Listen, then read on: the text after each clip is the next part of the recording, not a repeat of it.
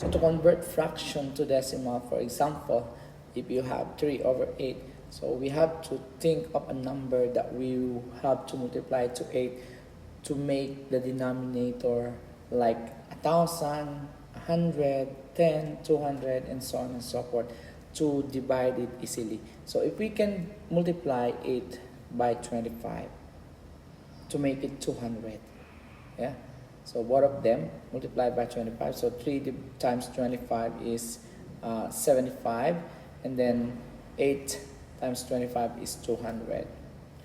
Now the target is to make 200 equal to 100, so we have to divide it by 2, both of them, 75 and 200 divided by 2. So 75 divided by 2 is 37.5, and then 200 divided by 2 is 100.